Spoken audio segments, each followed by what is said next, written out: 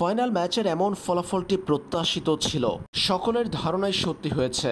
টানা জয়ের ধারা অব্যাহত রেখে ফাইনাল ম্যাচেও দুর্দান্ত ফুটবল উপহার দেওয়ার মধ্য দিয়ে ইউরো চ্যাম্পিয়নশিপ চ্যাম্পিয়ন হয়েছে স্পেন।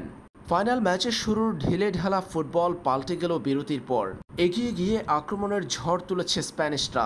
ওই ঝড়ের মাঝে ইংল্যান্ডকে আশার আলো দেখিয়েছে পালমের। তবে এই স্পেন তো ঘুরে দাঁড়ানোর মন্ত্র জানে। প্রতিপক্ষ সমতায় ফেরার ভয়ে খেয়ে না হারিয়ে চাপ ধরে রেখে শেষ দিকে আরও একটি গোলের দেখা পেয়েছে স্পেন।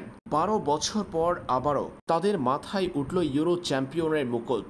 বার্লিনের অলিম্পিক স্টেডিয়ামে রোববার রাতে ইউরোপিয়ান চ্যাম্পিয়নশিপের ফাইনালে ইংল্যান্ডকে 2-1 গোলে হারিয়েছে স্পেন। নিকো উইলিয়ামসের গোলে পিছিয়ে পড়ার পর ইংল্যান্ডের আশা জাগান কোল পালমার। তবে শেষের দিকে তাদের স্বপ্ন ঘুরিয়ে ব্যবধান গড়ে স্পেনের জয় নিশ্চিত করেন মিকেল ওয়ারসাভাল।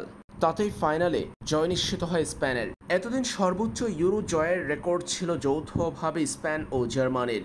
গতিময় ও নান্দনিক ফুটবলের বর্ষা মেলে চতুর্থবার চ্যাম্পিয়ন হয়ে সেটা নিজেদের করে নিয়েছে স্প্যানিশরা। জার্মানদের মাটিতে চ্যাম্পিয়ন হয়ে জার্মানদের পিছনে ফেলেছে স্পেন।